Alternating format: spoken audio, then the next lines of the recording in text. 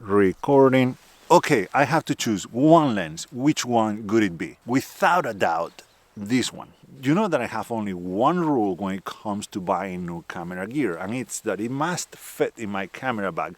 Otherwise, I will have to make choices every time I go out. But in the case of this lens, not only it hasn't taken any extra space in my camera bag, but it's actually made it lighter because it's replaced a couple of other lenses that I used to bring with me all the time. And I guess that's why it's called a super zoom. This is my beloved Tamron 28-200mm, a lens I love so much that is lived on my camera since I bought it 6 months ago.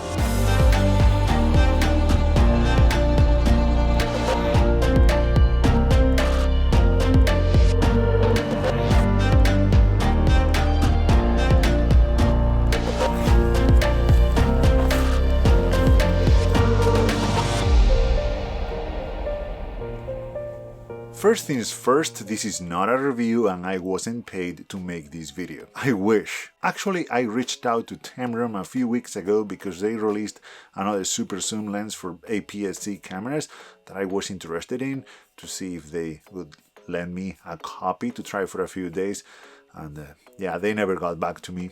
Also, I don't want you to feel like you have to buy this lens or any piece of equipment that I own just because I have it. But I really wanted to share my thoughts on this lens, a lens I had a lot of doubts about before getting it, but it's quickly become one of my favorite lenses ever. You see, camera gear matters, but getting out matters much more. I could have the best camera and the best lens in the world, but if I'm gonna leave them sitting on the shelf, well, they're not gonna make any good images by themselves. And talking about sitting on a shelf, the 28-200 has mostly replaced these two lenses that I used to have in my camera bag pretty much all the time. They are Tamron lenses as well, the 28-75 and the 70-180, both of them are 2.8, and they are better in almost every way to the 22-200. So why would I rather use the worst lens?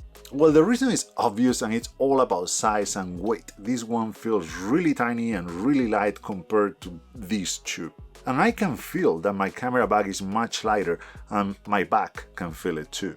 You see, sometimes it's easy to forget how important it is to go light. If your camera gear is hurting your back, or you can't go as far as you wanted to, or if you make it but you are so tired from the effort that you have no energy left to think, to see images, then your camera gear is doing you a disservice. So even though the 28-200 might not be as good as the other two zoom lenses I have, or as fast, it is more than good enough for what I want it for. It is pretty light and compact for the range that it offers, and it's also quite affordable for a full frame lens. And you know that I really like that because I tend to break my cameras. Oh jeez. So if I have to replace them, the cheaper the better. It also pairs really well with the A7Rii. It's a 42 megapixel sensor, so you could crop quite a bit without losing a lot of resolution. In aps-c mode on this camera you could get a 300mm equivalent at 18 megapixels, which is pretty good. But of course it's not a perfect lens and it comes with some compromises. It does have vignetting at wide apertures, but the same could be said about other Tamron zoom lenses. And it's fixable in post for the most part anyway. The 28-200 is a variable aperture lens, which means that the more you zoom out, the slower it becomes.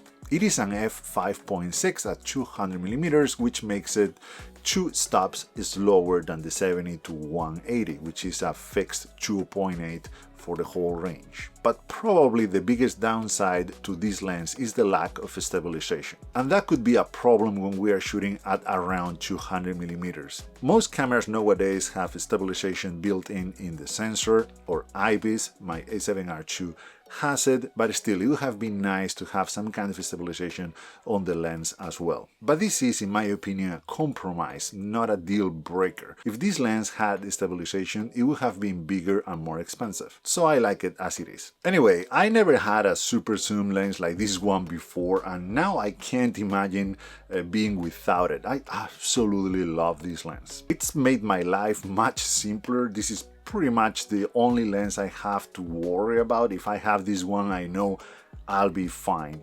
That being said, I like to complement it with a couple of fast prime lenses on my daily walks here around town. I have a video where I talk about the gear that I bring on those walks. I'm gonna link it up there.